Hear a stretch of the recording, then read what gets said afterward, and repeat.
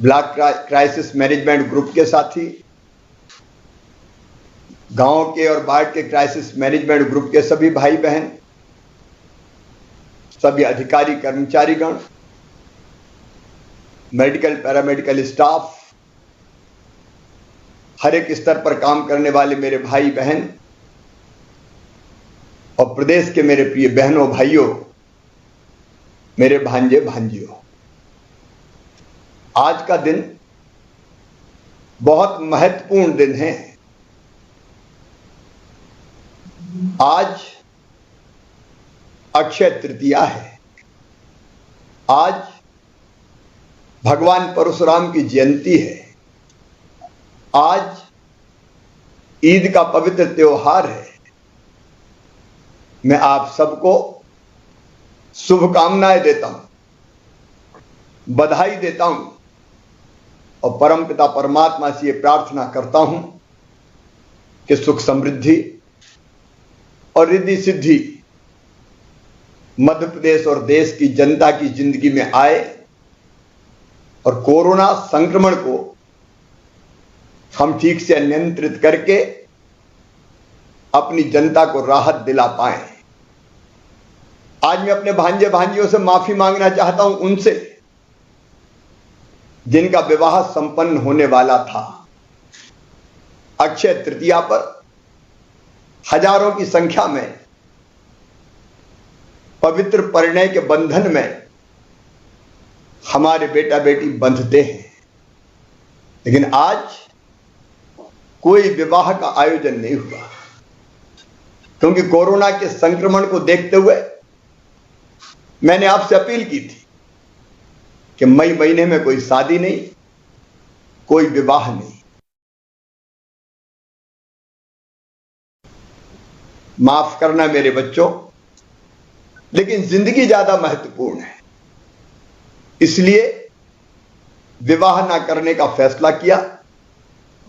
उनको भी याद करना चाहता हूं, उनके चरणों में श्रद्धा के सुमन अर्पित करना चाहता हूं, जो कोरोना संक्रमण के कारण हमसे बिछुड़ गए, हमें छोड़ के चले गए। इस महामारी ने हमसे कई अपनों को छीना है। हमारे सांसद गए, हमारे विधायक साथी गए, पत्रकार मित्र गए, सामाजिक कार्यकर्ता गए, अनेकों अपने बिछुड़े हैं। कोरोना वॉरियर्स को भी कई को हमने खोया है। जब ये सोचते हैं तो मन व्यथित होता है, पीड़ा से भर जाता है। पीड़ा गहरी है, दर्द बड़ा है, लेकिन इस दर्द को सहते हुए भी हमें आगे बढ़ना पड़ेगा। हमने देखा ऐसे बच्चे भी हैं जिनके सिर से अपने माता पिता का साया उठ गया। ऐसे बुजुर्ग भी हैं जिनने अपने बुढ़ापे की लाठी के सहारे खो दिए। लेकिन आज मैं कहना चाहता हूं, जिम्मेदारी से कहना चाहता हूं, कोई बच्चा अपने आप को अनाथ ना समझे। मेरे होते हुए, प्रदेश की सरकार के होते हुए किसी बच्चे को अनाथ नहीं रहने दिया जाएगा। वो प्रदेश के बच्चे हैं, हमारे बच्चे हैं, उनकी चिंता हम करेंगे। और इसलिए हमने योजना बनाई कि ऐसे बेटा बेटी जिनके परिवार में कोई कमाने वाला सदस्य नहीं रहा, उनको जब तक वो सक्षम नहीं हो जाते 5,000 रुपया मासिक पेंशन दी जाएगी। हमने तय किया है, पात्रता ना होने के बावजूद भी ऐसे परिवारों को निःशुल्क राशन दिया जाएगा। ऐसे बच्चे हमारे बच्चे हैं, उनकी निःशुल्क शिक्षा का इंतजाम किया जाएगा। और अगर ऐसे परिवार में कोई सदस्य ऐसा है, पिता नहीं है, मां है या कोई बहन है, भाई है, जो कुछ काम धंधा या व्यवसाय कर सकता है, तो उसको सरकार की गारंटी पर बिना ब्याज का लोन भी काम धंधा प्रारंभ करने के लिए दिलवाया जाएगा। मेरे प्रिय बहनों और भाइयों, कई अपने बिछुड़े हैं, लेकिन आगे तो हमें बढ़ना ही होगा। और इसलिए मैं उनको प्रणाम करते हुए कोरोना वॉरियर्स, साल भर से ज्यादा हो गया, 1.25 साल लगातार जूझ रहे हैं। हमारे डॉक्टर, हमारा पैरामेडिकल स्टाफ, हमारी सिस्टर्स, चिकित्सा के काम में लगे हुए बाकी मित्र, हमारे पुलिस के साथी, हमारे अधिकारी, हमारे हर विभाग के कर्मचारी, मेरे जनप्रतिनिधि साथीगण, कई पे गर्व होता है। इस समय सेवा के उत्तम उदाहरण उन्होंने प्रस्तुत किया है। राष्ट्रीय स्वयंसेवक संघ के स्वयंसेवक, सेवा भारती के कार्यकर्ता, भारतीय जनता पार्टी के कार्यकर्ता, अन्य दलों के कार्यकर्ता जिस काम में लगे हैं, मैं उन सबको हृदय से धन्यवाद देता हूं।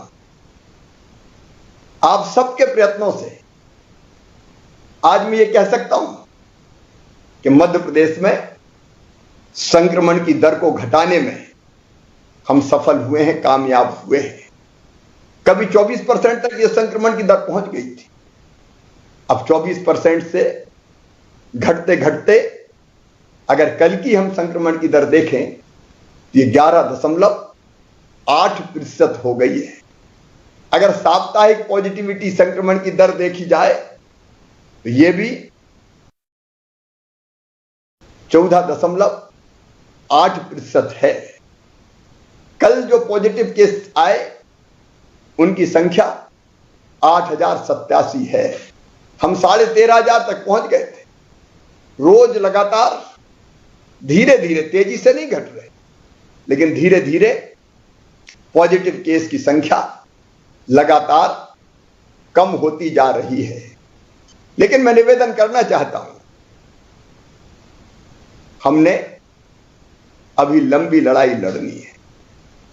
यह ना समझे कोई कि नहीं अब राहत के दिन आ गए, लंबा सफर तय करना है, लंबी लड़ाई लड़नी है। ये जो परिस्थिति बनी, ये भी कोई मेरे कारण नहीं बनी कि अब संक्रमण नियंत्रित है, अस्पतालों में बिस्तर की जगह है, ऑक्सीजन की पर्याप्त आपूर्ति है, इंजेक्शन जैसी व्यवस्थाएं हम करते जा रहे हैं, दवाइयों का इंतजाम हुआ है। और इस सारे इंतजाम के लिए मैं भारत के प्रधानमंत्री श्रीमान नरेंद्र मोदी जी को हृदय से धन्यवाद दूंगा। जब भी जरूरत पड़ी, ऑक्सीजन के टैंकर एयरफोर्स के विमानों से जाना हो, ऑक्सीजन रेल चलाना हो, जल्दी आपूर्ति करना हो, प्रधानमंत्री जी ने, केंद्रीय गृह मंत्री जी ने स्नेहपूर्ण सहयोग हमको दिया है। लेकिन मैं आपसे कह रहा हूं, ये लड़ाई अगर हम आज जीतने की तरफ आगे बढ़ रहे हैं तो आपके कारण, क्योंकि आपने संयम का परिचय दिया, आपने धैर्य का परिचय दिया। हमने कोरोना कर्फ्यू लगाया और उसका कड़ाई से पालन किया। जिन जिलों ने इस कर्फ्यू का कड़ाई से पालन किया, वहां पॉजिटिविटी की दर तेजी से नीचे गिरी है। लेकिन मैं उन जिलों को भी आगाह करना चाहता हूं जिनने लापरवाही बरती है। ऐसे भी कुछ जिले हम देख रहे हैं कि लगातार 1.5 महीने से संक्रमण की दर घटी नहीं है, बल्कि वहां चिंताजनक स्थिति में हम पहुंचे हैं। और इसलिए मैं निवेदन करना चाहता हूं, अभी ढिलाई नहीं, अभी पूरी कड़ाई। इस संक्रमण को पूरी तरह से नियंत्रित करना है। अभी चैन की सांस नहीं लेना है। और नियंत्रित कौन करेगा? अकेले ये नहीं कर सकते, कोई कलेक्टर नहीं करवा सकता, कोई कमिश्नर नहीं करवा सकता। ये आपको करना है। आपके गांव में और आपके वार्ड में कोरोना कर्फ्यू का ढंग से पालन किया जाए, तभी संक्रमण की चैन टूटेगी। दुनिया में इसके अलावा और कोई रास्ता है ही नहीं। सारी दुनिया में जहां भी संक्रमण की चैन टूटी है, आपस का मिलना जुलना बंद करके ही टूटी है। इसलिए 1 नंबर का काम जो आपको करना है, संक्रमण की चैन मतलब कोरोना कर्फ्यू का पालन कराना है। गांव की और वार्ड की जो हमारी टीम है, उससे मैं कहना चाहता हूं, दूसरा काम आपको करना है, घर घर सर्वे हो रहा है, किल कोरोना अभियान हमने चलाया हुआ है। घर घर सर्वे करने हमारे नीचे गांव में हमारे स्वास्थ्य कार्यकर्ता, आंगनबाड़ी कार्यकर्ता, आशा कार्यकर्ता, रोजगार सहायक, उनकी कई टीमें बनी हैं, आप जानते हैं, मेरे विधायक साथी जानते हैं, मेरे सांसद मित्र जानते हैं। वो टीम घर घर जा रही है, लेकिन वो टीम क्या अकेली सफल हो पाएगी? कई बार ऐसे प्रसंग भी आए हैं कि टीम जाके द्वार खटखटाती है तो लोग घर के बताते नहीं, छुपाते हैं, दरवाजा नहीं खोलते, कुछ जगह इनकार कर देते हैं। मैं कहना चाहता हूं गांव के क्राइसिस मैनेजमेंट की टीम से, मेरे मित्रों, मेरे प्रिय बहनों और भाइयों, आप में से कुछ लोग उस टीम के साथ जाओ, आप भी कुंडी खटखटाओ और लोगों से अपील करो कि मत छुपाओ, बताओ सर्दी जुकाम बुखार खांसी है तो इलाज संभव है ना, हम इलाज करेंगे। मुझे कहते हुए दुख है, कई लोगों ने नहीं बताया, सर्दी जुकाम बुखार का कहीं झोला छाप डॉक्टरों से इलाज कराते हैं और झोला छाप डॉक्टरों ने कई जगह इलाज करके मनचाही दवाइयां दे दी और बाद में पता चला कि धीरे धीरे फेफड़े उनके संक्रमित होते रहे और ऐसी स्थिति आई कि ऑक्सीजन का सैचुरेशन कम हो गया और अंततः उनको अस्पताल में या तो ऑक्सीजन पे आना पड़ा या फिर वेंटिलेटर पे जाना पड़ा। मैं प्रार्थना करता हूं गांव के क्राइसिस मैनेजमेंट ग्रुप की टीम से, कोई गांव में नीम हकीम से इलाज न करवाए, ऐसे झोला छाप डॉक्टर से इलाज न करवाए, आप सर्वे करें। सर्वे में सर्दी जुकाम खांसी के पेशेंट मिलते हैं, उनको तत्काल निःशुल्क दवाई हम दे रहे हैं, कोरोना के तत्काल दवाई का किट देना है, वो दवाई खिलानी है और उनको घर में होम आइसोलेट करना है, उनका टेस्ट कराना है। मैं कलेक्टर्स को निर्देश दे रहा हूं, प्रभारी मंत्री देके टेस्ट में कोई कमी नहीं रहनी चाहिए, जितनी जरूरत है टेस्ट करो, चिंता की बात नहीं है। ज्यादा संक्रमित निकलेंगे तो निकलेंगे, हम पहचान तो लेंगे समय पे और पहचान को उनका इलाज तो कर लेंगे। इसलिए उनका टेस्ट करना, जब तक टेस्ट की रिपोर्ट ना आए घर आइसोलेट करना, मतलब अलग रखना, और घर में जगह ना हो तो ये भी मैं गांव के क्राइसिस मैनेजमेंट ग्रुप से कह रहा हूं कि क्वारंटाइन सेंटर पंचायत भवन में, स्कूल में अब बनाओ ना, चाय नाश्ता भोजन पानी दवाई सबकी व्यवस्था हम कर रहे हैं। उसके लिए मैं आपको वचन देता हूं, हम धन की कोई कमी नहीं आने देंगे।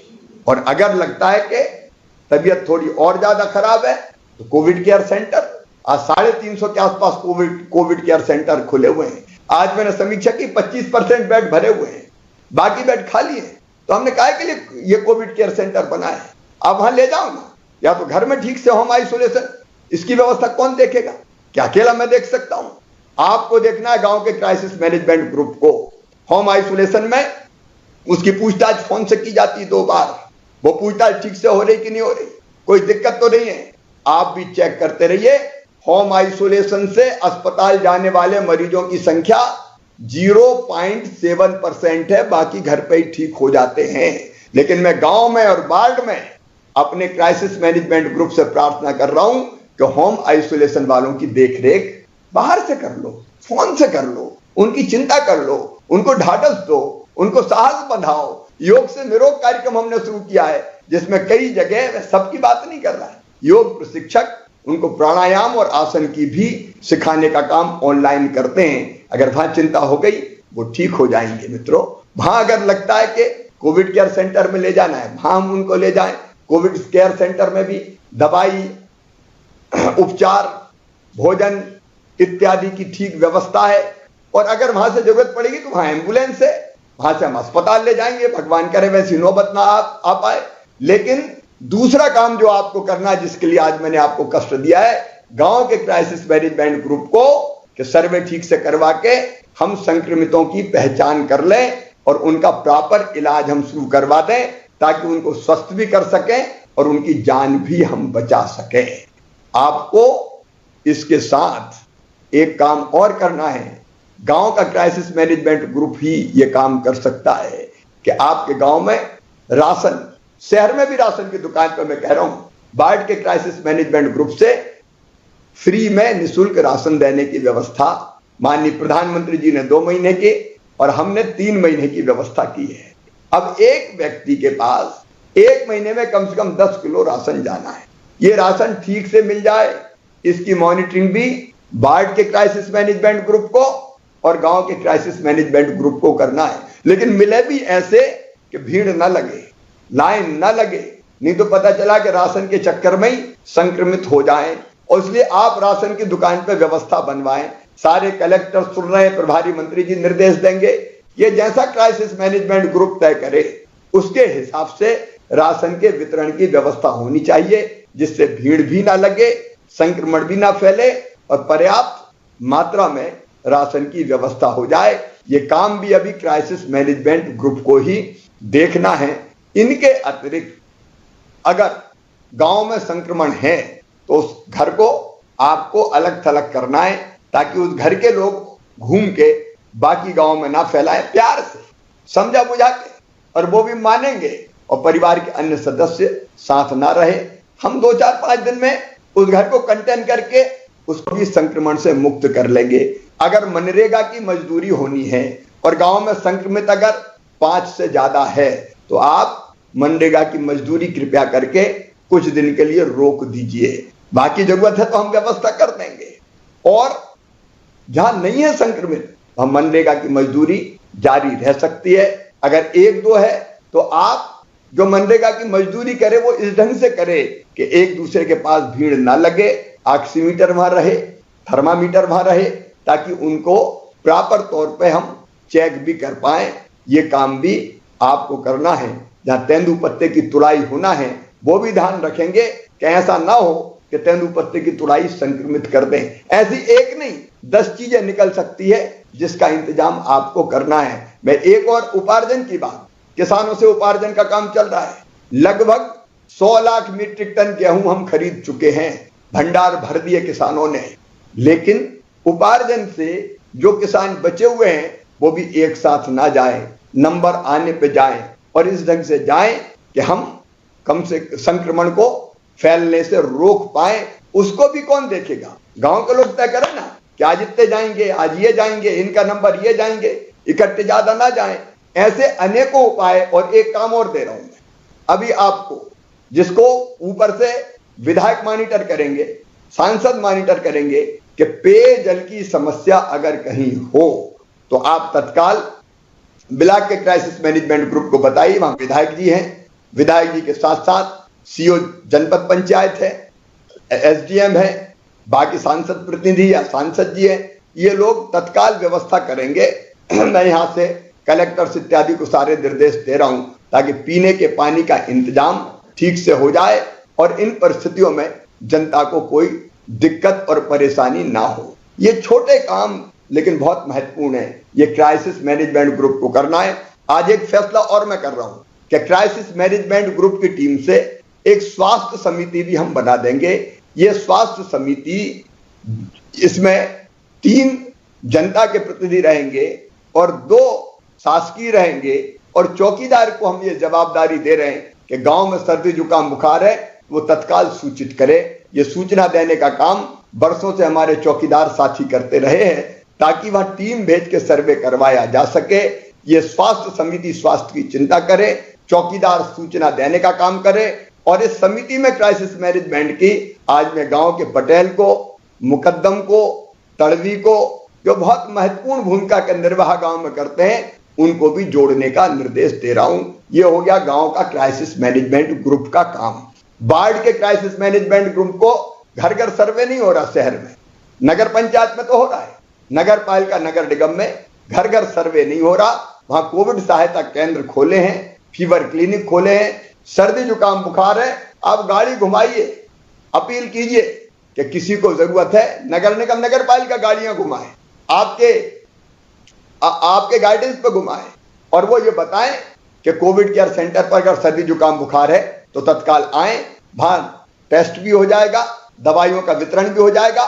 बाकी होम आइसोलेशन इत्यादि की व्यवस्था जैसे गांव में मैंने बताई है वैसे ही बाढ़ की क्राइसिस मैनेजमेंट समिति को करना है। ब्लॉक की क्राइसिस मैनेजमेंट कमेटी का काम है विधायक की लीडरशिप में अपनी बाकी टीम के साथ पूरे ब्लॉक में कोरोना कर्फ्यू का ठीक ढंग से पालन हो। हमारी क्राइसिस मैनेजमेंट कमेटी ब्लॉक की देखेगी कि ब्लॉक में कौन से गांव हैं जहां संक्रमण फैला है उन गांवों में माइक्रो कंटेनमेंट एरिया बनाना, वहां दवाई इत्यादि का बेहतर इंतजाम करना। जो हमारा ब्लॉक का चिकित्सालय है, चाहे वो सामुदायिक स्वास्थ्य केंद्र हो, चाहे वो प्राथमिक स्वास्थ्य केंद्र हो, उसकी व्यवस्थाएं देखना। कोविड केयर सेंटर की सारी व्यवस्थाओं का निरीक्षण करके उनको सुचारू बनाए रखने के काम में पूरी तरह से गाइड करना, मार्गदर्शन करना, ताकि वहां ठीक व्यवस्थाएं बनी रहे और दवाइयों से लेके बाकी सारी व्यवस्थाएं गांव में ठीक बनी रहे। इसकी भी मॉनिटरिंग हमारे ब्लॉक के क्राइसिस मैनेजमेंट ग्रुप को करना है। पीने का पानी से लेके मनरेगा की मजदूरी तक राशन ठीक से गांव तक पहुंचा कि नहीं, गांव में पहुंच जाए तो गांव में गांव की क्राइसिस मैनेजमेंट कमेटी देखेगी, उसका इंतजाम भी ब्लॉक की हमारी क्राइसिस मैनेजमेंट कमेटी को करना है। और कुल मिला के ब्लॉक में संक्रमण को खत्म करने के लिए जो आवश्यक उपाय है वो ब्लॉक की क्राइसिस मैनेजमेंट कमेटी को करना है। जिले की क्राइसिस मैनेजमेंट कमेटी का काम है कि वो पूरे जिले में कोरोना कर्फ्यू लागू करे और उसके साथ साथ ये सारी व्यवस्था, आपको जिला अस्पताल की व्यवस्थाएं देखना है, मेडिकल कॉलेज है तो कमिश्नर के साथ मिलके वहां की व्यवस्थाएं देखना है। आपको जिले में ऑक्सीजन की आपूर्ति के मामले का निरीक्षण करते रहना है ताकि कहीं कोई कमी ना हो। दवाई, उपकरण, कोविड केयर सेंटर ये सब ठीक ढंग से संचालित हो, इसका आपको इंतजाम करना है। और कहीं से भी कोई प्रशासनिक दिक्कत जनता को ना हो, इसका इंतजाम भी हमारे जिले के क्राइसिस मैनेजमेंट कमेटी को, जिसमें प्रभारी मंत्री, सांसद, विधायक, कलेक्टर, एसपी, सामाजिक राजनीतिक कार्यकर्ता और अन्य प्रमुख स्वयंसेवी संस्थाओं के लोग सम्मिलित है, वो करें। मैं बार बार इस ड्यूटी को कलेक्टर्स को भी बता चुका हूं। कलेक्टर्स को मैं साफ कह रहा हूं कि भाई देखो, किसी भी कीमत पर जनप्रतिनिधियों के साथ मिलके इस संक्रमण की चैन को तोड़ के अपने जिले में कोविड को नियंत्रित करके दिखाना है। मैं पहले भी कह चुका हूं कि जहां लापरवाही हुई वहां दिक्कत हुई और जहां चुस्ती से काम हुआ वह संक्रमण की दर 5% के नीचे भी चली गई है। इसलिए जिले की टीम इस पर विशेष रूप से ध्यान देगी। एक काम और आप जिले में देखेंगे, मैंने दवाई की आपूर्ति की बात कही है, एक बात और कही है, कालाबाजारी किसी भी कीमत पर ना हो। कालाबाजारी के खिलाफ बिल्कुल सख्त रहना है। पुलिस के साथी सुन रहे हैं, अभी 80 से ज्यादा रासुका हम कर चुके हैं, कई लोगों को हम जेल भिजवा चुके हैं। ऐसे बेईमानों को, धन पशुओं को, नर पिशाचों को जो नकली रेमडेसिविर इंजेक्शन बेच दें, इनको किसी भी कीमत पर नहीं छोड़ना है। ये तो हत्या से भी भयानक अपराध है और इसलिए इस पर भी नजर रखना है। हमने ये भी तय किया है, ये आपका काम है जिले की क्राइसिस मैनेजमेंट कमेटी का, कि जो तय दरें हैं उससे ज्यादा कोई अस्पताल जनता से पैसा वसूल ना करे। हमने क्या कमेटी बनाई है और जनता को भी कहा कि आप शिकायत कीजिए। शिकायत के बाद कार्रवाइयां होती है और आपने देखा कि लाखों रुपया अलग अलग शहरों में उन अस्पतालों से हमने वापस करवाया है। एक तरफ प्राइवेट ऐसे अस्पताल है जो बहुत सेवा के भाव से काम कर रहे हैं, दूसरी तरफ ऐसे भी लोग हैं जिनने दिक्कत देने की कोशिश की है।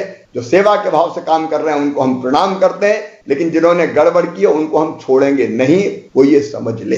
अब जिले के क्राइसिस मैनेजमेंट ग्रुप को एक काम और करना है। जिले में अगर कोई बच्चा या बच्चे अनाथ हो गए हों तो उनकी सूची तैयार करना है, ताकि इस योजना जो हमने बनाई है उसका लाभ मैं तत्काल लेना चाहता हूं, देर नहीं करना चाहता, तो इसको भी आप चिन्हित कर लें। और दूसरा जो महत्वपूर्ण काम आपको करना है वो काम है निशुल्क इलाज की व्यवस्था। मैं एक बार निवेदन करना चाहता हूं, निशुल्क इलाज की हमारी 3 तरह की व्यवस्थाएं हैं। नंबर 1, सरकारी अस्पतालों में बिल्कुल निशुल्क इलाज किया जाता है। नंबर 2, कोविड के लिए जो अनुबंधित अस्पताल है, मतलब प्राइवेट अस्पताल को पैसा हम देते हैं और हम कहते हैं मरीजों का इलाज आप करो, ऐसे अस्पताल बड़े शहरों में हमने चिन्हित कर रखे हैं। उन अस्पतालों की आपको जानकारी है। और नंबर 3 जो योजना हमने बनाई, इन तीनों को मिला के मुख्यमंत्री कोविड उपचार योजना है। वो योजना है कि जितने भी हमारे आयुष्मान कार्डधारी है, आयुष्मान कार्डधारी, और उसमें हमने लिबरल किया है। मैं एक बार अपने विधायक मित्रों को भी बताना चाहता हूं कि अगर किसी परिवार में एक आयुष्मान कार्ड है तो बाकी सभी सदस्यों के तत्काल आयुष्मान कार्ड बना दिए जाएंगे और उनका इलाज निःशुल्क किया जाएगा। पात्रता किसी को आती है, छूट गया है, तो उसके भी बना दिए जाएंगे। अपनी कोशिश ये है मित्रों कि संकट के समय गरीबों का, मध्यम वर्गीय, निम्न मध्यम वर्गीय बहनों और भाइयों का इलाज हम निःशुल्क करवा पाए। और मुझे खुशी है कि केवल, मुझे संख्या भी एकदम ध्यान नहीं आ रही, कोई 80-83 अस्पताल प्राइवेट ऐसे बचे हैं जो अभी इस योजना में सम्मिलित नहीं हुए। बाकी सारे अस्पतालों ने, क्योंकि हमने अच्छा पैकेज दिया है, 5,000 रुपया पर डे, 7,000 रुपया पर डे, अलग अलग तरह के जो पलंग है उनके लिए, और एकदम जो आइसोलेशन बेड है उनके लिए अलग है। वो रेट मैं नहीं बता रहा, वो लिखा हुआ आपको मिल जाएगा, लेकिन ये पैकेज अस्पतालों को दे रहे हैं। और इसलिए इस पैकेज के अंतर्गत बाकी का इलाज भी आपको निःशुल्क करवाना है। उसकी देखरेख भी जिले के क्राइसिस मैनेजमेंट कमेटी को करना है, ताकि बिना बाधा के उनका इलाज निःशुल्क और ठीक ढंग से हो सके। इसकी चिंता भी आप निश्चित तौर पर कीजिए। हमने ये भी तय किया है कि ब्लैक फंगस, ये अभी चारों तरफ आपने देखा होगा इसकी चर्चा हो रही है, और ऐसे पेशेंट जो कोविड से ठीक हो गए हैं उनको इस समस्या का सामना करना पड़ रहा है। मित्रों, एक बार ठीक होकर कोविड से चले गए तो बाद में पोस्ट कोविड जिस तरह के इफेक्ट हो रहे हैं वो भी परेशान करने वाले हैं। और इसलिए ऐसे भाई बहनों का इलाज भी हम निःशुल्क करेंगे। इंजेक्शन जो दूसरा आता है एंटी फंगल इंजेक्शन, उसकी उपलब्धता में अभी दिक्कत आ रही है। कलेक्टर एसपी इस पे भी ध्यान दें, इसकी कालाबाजारी ना हो। हम संपर्क कर रहे हैं कंपनियों से और कोशिश कर रहे हैं कि वो इंजेक्शन भी आ जाए, लेकिन इस बीमारी का इलाज भी हम निःशुल्क करेंगे। एक चीज और आज हमने तय की है कि हमारे जो कोविड केयर सेंटर हैं इनको पोस्ट कोविड केयर सेंटर भी बना दिया जाएगा। अगर घर पे ठीक होने के बाद थोड़ी दिक्कत पेशेंट को हो रही है तो वो कोविड केयर सेंटर पे आ जाए, डॉक्टर उसकी देखरेख करेंगे, और अगर जरूरत पड़ेगी तो उसको इलाज के लिए उचित अस्पताल में भेजने का इंतजाम करेंगे। इस पीड़ा से भी हमें अपने बहनों और भाइयों को बचाना है। नर्स जो अस्पताल है उनमें इलाज की पर्याप्त व्यवस्थाएं हो जाएं, इसलिए हमने तय किया है कि 1 महीने के अंदर 800 डॉक्टर, 800 नर्स और 800 टेक्नीशियंस की भर्ती हम युद्ध स्तर पर करेंगे, ताकि स्टाफ की कोई दिक्कत ना आए। सारे अस्पतालों में इलाज की बेहतर व्यवस्था के लिए अभी हमने आकलन किया है, पूरे मध्य प्रदेश में 5,000 ऑक्सीजन बिस्तर अभी बढ़ाए जा रहे हैं। ये नहीं है कि केस कम हो रहे हैं तो हम ऑक्सीजन बिस्तर कम कर दें, हम बढ़ाते रहेंगे ताकि भविष्य की किसी भी चुनौती का हम मुकाबला कर सकें। 5,000 ऑक्सीजन बिस्तर के साथ साथ 1,000 एचडीयू और आईसीयू बेड बढ़ाने का भी हमने फैसला किया है, और बच्चों के लिए भी 500 बिस्तर हम आरक्षित करके रखेंगे। अलग अलग जगह जहां संभव है बच्चों का वार्ड बनाने के भी मैंने निर्देश दिए हैं, ताकि कोई चुनौती अगर भविष्य में आए तो उसकी भी हम ठीक ढंग से व्यवस्था कर सकें। एक चीज और है जो हमको करना पड़ेगी मिलके, अस्पतालों में वार्ड का माहौल ठीक होना चाहिए, क्योंकि चारों तरफ पेशेंट ही पेशेंट रहते हैं, एक का दर्द दूसरा देखता है तो कई बार मानसिक अवसाद में आ जाता है, और वैसी स्थिति में उसको ठीक होने में और दिक्कत होती है।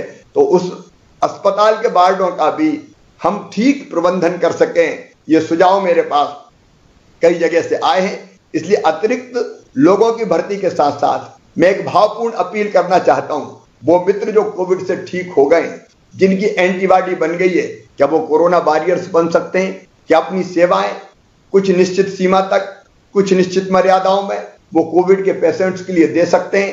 अगर ऐसे कुछ साथी निकलते हैं तो मैं उन्हें आमंत्रित करता हूं कि वो अपने नाम भेजे, रजिस्ट्रेशन कोरोना वॉलंटियर्स के नाते करवाएं। हम उनकी ड्यूटी भी लगाने का प्रयास कर सकेंगे, ताकि हमारे बाकी जो पेशेंट्स हैं उनका इलाज हम सुनिश्चित कर सकें। हमारे जो कोरोना वॉरियर्स काम कर रहे हैं, डॉक्टर्स, नर्स, पैरामेडिकल स्टाफ, उनको बाद में सम्मान करने का और एक मुश्त सम्मान निधि देने की भी एक योजना मैं बना रहा हूं। आज हमने तय किया कि हमारे पत्रकार मित्र जो फ्रंटलाइन वर्कर की तरह है, जो जनता तक जानकारियां पहुंचाने का काम करते हैं, और उसमें केवल अधिमान्यता प्राप्त पत्रकार नहीं, उनके अलावा भी पत्रकार, ये वीडियोग्राफी करने वाले, ये फोटो खींचने वाले, जो दिनों रात दौड़ते रहते हैं, चाहे वो प्रिंट मीडिया के, इलेक्ट्रॉनिक मीडिया के हों या डिजिटल मीडिया के हों, उनका इलाज भी निःशुल्क किया जाएगा। कर्मचारी बहनों और भाइयों, आपकी भी मैं चिंता कर रहा हूं, क्योंकि फ्रंटलाइन वर्कर में हमारे कई कर्मचारी अलग अलग विभागों के काम कर रहे हैं। अलग अलग योजना बनाने के बजाय उनके लिए एक योजना बनाने का मैंने फैसला किया है, वो जल्दी हम सामने लेके आएंगे। और किसान भाइयों, अभी आपको जो ऋण चुकाना था 0% ब्याज पर, उस ऋण की अंतिम तिथि 31 मई हमने की थी। अब 30 जून तक भी वो 0% ब्याज पर अपने ऋण की अदायगी कर पाएंगे। ये फैसला भी हमने किसानों के हित में लिया है। उपार्जन जारी रहेगा, हम किसानों का पूरा उत्पाद खरीदेंगे। हमारे जो छोटे छोटे व्यवसायी भाई और बहन हैं, स्ट्रीट वेंडर जिनको हमने कहा है, उनके खाते में शहरी स्ट्रीट वेंडर के 1,000 रुपया भी हमने डाला है। ग्रामीण स्ट्रीट वेंडर के खाते में भी जल्दी 1,000 रुपया हम डालने वाले हैं। और जरूरत अगर पड़ी तो स्ट्रीट वेंडर जो छोटे छोटे दुकानदार हैं, उनके खाते में और राशि हम डालने का काम करेंगे। मेरे बच्चे जो 10th के बोर्ड का एग्जाम देने वाले थे, उनकी 10वीं की परीक्षा अब नहीं होगी। मूल्यांकन के आधार पर ही उनको मार्कशीट दे दी जाएगी। और बाद में अगर भविष्य में कोई ये चाहेगा कि मुझे 10वीं की परीक्षा में कोई अच्छे अंक लाना है, तो बाद में कभी परीक्षा दे सकेंगे। 12वीं की परीक्षा जो बोर्ड की परीक्षा होती है, बच्चों के कैरियर के लिए जो महत्वपूर्ण होती है, वो 12वीं की परीक्षा भी अब हमने स्थगित कर दी है। बाद में जब परिस्थितियां सामान्य होगी, क्योंकि परीक्षा से महत्वपूर्ण मेरे बच्चों की जिंदगी मेरे लिए है। जब परिस्थितियां सामान्य होगी तो उन सामान्य परिस्थितियों में 20 दिन का समय देके ये परीक्षाएं आयोजित कर ली जाएगी, ताकि हमारे बच्चे सुरक्षित रह सकें। महिला सेल्फ हेल्प ग्रुप जो बहुत अद्भुत काम करता है, उनके भी हम साथ खड़े हैं। उनको अनेक कामों से हमने जोड़ा है, लेकिन अब जन जागरण अभियान के लिए महिला सेल्फ हेल्प ग्रुप का पूरी तरह से उपयोग हम करेंगे। मैं विधायक मित्रों से कहना चाहता हूं कि कोई जागरण रथ हम बनाएंगे जो जन जागरण का काम करे। और जन जागरण में चाहे वो इलाज का मामला हो, संक्रमण फैलने से रोकने का मामला हो, कोरोना कर्फ्यू के पालन का मामला हो, उनका सबके बारे में वो अपील करेंगे। ऐसी योजना भी हम बना रहे हैं ताकि हम जनता को ढंग से एजुकेट कर सकें। और कुछ लोग वैक्सीन के बारे में भ्रम फैलाने का काम कर रहे हैं, उस भ्रम को भी दूर करने का हमको पूरा प्रयास करना होगा। वैक्सीनेशन के मामले में मैं अलग से किसी दिन जनता के बीच में चर्चा करूंगा। इतना मैं आज जरूर बताना चाहता हूं कि हमने अपने 18 साल से ऊपर के बच्चों के वैक्सीनेशन के लिए 5,29,00,000 डोज का ऑर्डर दिया है। कंपनियां एक सीमा तक डोजेज की पूर्ति अभी कर पा रही है, लेकिन इस महीने अभी हमें 10 लाख डोज और इन बच्चों के लिए मिलेंगे। 45 प्लस के लिए अलग से डोज है, तो उसकी पूरी रणनीति पर मैं अलग से चर्चा करूंगा। लेकिन कम से कम उसके मामले में कोई भ्रम ना रहे, इसकी कोशिश हमको निश्चित तौर पर करनी पड़ेगी। मित्रों, अनेकों काम है जो हमें करने हैं। एक मैं कहना चाहता हूं, आज अभी ऐसी स्थिति नहीं है कि हम ये कह सके कि संक्रमण को हमने पूरी तरह से काबू में कर लिया है। अभी हमारे यहाँ साप्ताहिक संक्रमण की दर मैंने 14% के आसपास बताई थी और कल की 11.8%। और इसलिए आज वो समय नहीं आया है कि हम कोरोना कर्फ्यू में कोई ढील दें। जिला क्राइसिस मैनेजमेंट कमेटी से मैं ये आग्रह करना चाहता हूं कि अपने यहाँ की परिस्थितियां देखें, पॉजिटिविटी देखें और फिर वो इस कोरोना कर्फ्यू को आगे बढ़ाने का फैसला ले लें। ये उनको अभी लेना ही होगा, नहीं पूरे किए किराए पर हमारा पानी फिर जाएगा। अगर एकदम हमने कुछ ओपन किया तो फिर ऐसी परिस्थिति बन जाएगी कि संक्रमण फिर बढ़ जाएगा। लेकिन जिन जिलों में संक्रमण की दर बहुत नीचे चली गई है, वो अपने क्राइसिस मैनेजमेंट ग्रुप की बैठक करें और प्रदेश से चर्चा करके आगे भविष्य में कब खोलना है, और खोलना भी है तो वैज्ञानिक तरीके से खोलना है, एक साथ नहीं खोलना है। उसके बारे में प्रदेश से चर्चा करके वो फैसला करेंगे। मैं एक आग्रह और करना चाहता हूं कि देखिए, कोरोना वायरस, ये जो वायरस है, ये वायरस तो अभी रहने वाला है। दुनिया में जब जब महामारी आई, 100 साल में एक बार आती, लोग बताते हैं इतिहास को, तो वो 3-4 साल तक कम से कम रहती है। ये 3-4 साल तक वायरस तो रहेगा, और इसलिए हमको वायरस के रहते हुए अपनी जिंदगी को जीने की आदत डालनी पड़ेगी। मतलब कोरोना संक्रमण रोकते हुए हमको अपना आचरण और व्यवहार करके परिस्थितियों को सामान्य बनाने की कोशिश करनी पड़ेगी। अगर एकदम हम निकले, भीड़ भाड़ निकली, तो फिर आप मानिए कि संक्रमण फिर से हमें दबोच लेगा और कितना नुकसान होता है ये हम अपनी आंखों से देख चुके हैं। और इसलिए मैं निवेदन करना चाहता हूं क्राइसिस मैनेजमेंट ग्रुप को, लोगों को एजुकेट करने का काम करना पड़ेगा।